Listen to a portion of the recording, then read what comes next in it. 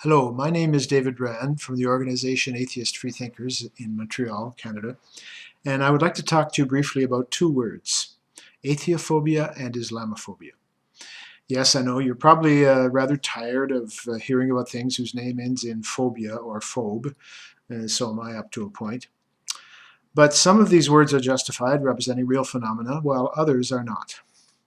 First of all, the age-old prejudice against atheists and atheism, the idea that atheists are immoral or amoral, or that atheism necessarily leads to moral degradation. This irrational fear, this absurd antipathy towards atheism and towards atheists, is called Atheophobia. It is very old. It goes all the way back to Plato, who, in his 10th book of the Dialogue on Laws, advocated draconian measures against atheists and others that he called impious, proposing that they be isolated from society in what we today would call concentration camps. The suffix phobia implies not just fear, but an irrational or obsessive fear, one which is unhealthy and unjustified. Thus, the expression Islamophobia is fraudulent, as there are excellent reasons to fear, or at least mistrust, a religion, and in particular Islam, and especially its political variant Islamism. But anti-atheist prejudice, on the other hand, cannot be justified. It is indeed a phobia. Strictly speaking, atheophobia is the thesis that atheists are somehow morally inferior to religious believers. This idea is founded on divine command theory, that is, the theory that morality emanates from the will of the divinity. It is obviously completely without value. Our human moral sense is the product of our biological and cultural evolution. Our morality is part of our heritage as a social species. To identify this heritage with the belief in a sort of cop daddy dictator in the sky is an outrageous lie, a shameless fraud which is at the heart of the tenets of every monotheism such as Christianity, Judaism, and Islam. I, David Rand, am an atheist. I know as much about the will of God as any pope, priest, imam, rabbi, or other religious leader, and yet I know absolutely nothing about the will of God, which is exactly what everyone else knows. Nobody has a clue about the will of God. Nobody knows anything.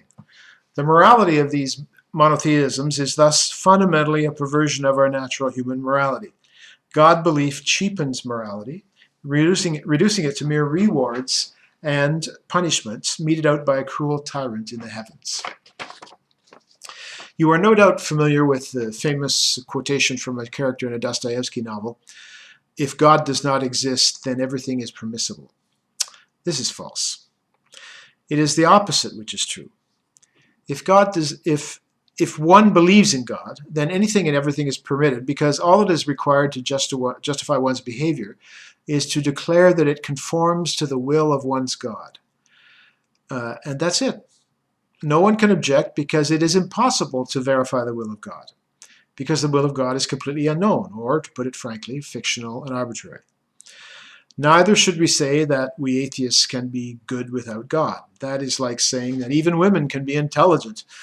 Rather insulting statements. Instead, we should say that even the religious, despite their belief in a fictional God, can be good persons, provided that they set aside their belief in their everyday life, provided that they heed the advice of their own consciences, rather than obey the decrees of the religious leaders who falsely claim to speak for God. We atheists are not perfect, but at least we have one vice fewer than believers. Our behavior is not perturbed by irrational God belief. When atheists behave well, they do so not in order to win divine rewards or out of fear of divine punishment. They avoid this mercenary calculation and act instead according to their own judgment.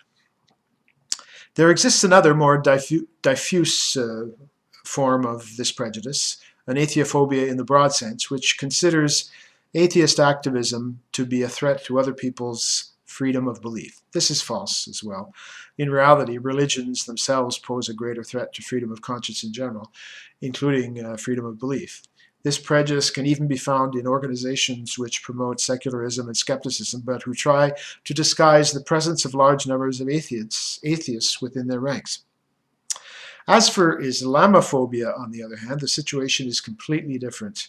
This term is highly problematic and should be avoided for the following reasons. Firstly, it is generally used by Islamists, as well as their allies and dupes, as an accusation to censor and silence any criticism of Islam, as if such criticism were a form of racism, which of course it is not. A religion is not a race. Secondly, given the suffix phobia, Islamophobia literally means an unjustified and irrational fear of Islam. However, as I have already mentioned, to fear or mistrust Islam is not necessarily irrational. On the contrary, to oppose Islam, at least its more fundamentalist and extremist manifestation known as Islamism, is both rational and necessary. A complete absence of fear of Islam or Islamism would be foolish and irrational. And thirdly, the word is often incorrectly used to mean a prejudice against Muslims. That is to say, a group of persons, whereas Islam is not a group of persons, but rather a religious ideology.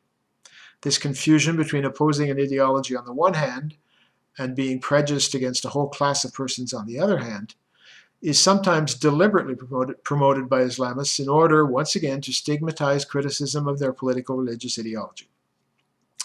I would like to quote from the Manifesto of the Twelve, first published in Charlie Hebdo in 2006. I understand that at least one of the 12 signatories of this manifesto is present among you in Warsaw at your Days of Atheism event for 2019. I quote, "We refuse to renounce our critical faculties out of fear of encouraging Islamophobia, an unfortunate concept which confuses criticism of Islam as a religion with stigmatization of believers." That quote is an excellent summary of the problems with the term. Salman Rushdie and many others have also criticized the use of the term Islamophobia. So in summary, we have two words, both ending in the suffix phobia, but which are completely different in that the first, Atheophobia, describes a real prejudice against which we must work, whereas the second, Islamophobia, is an imposture, a term which is at best erroneous and at worst dishonest. Anyway, thanks for listening, and please accept my atheist salutations to you. All the best at Days of Atheism 2019. I have fond memories of my previous visits to Warsaw and other cities in Poland, and of the warm welcome I received from Nina and her colleagues. I regret that I cannot be with you in person this year.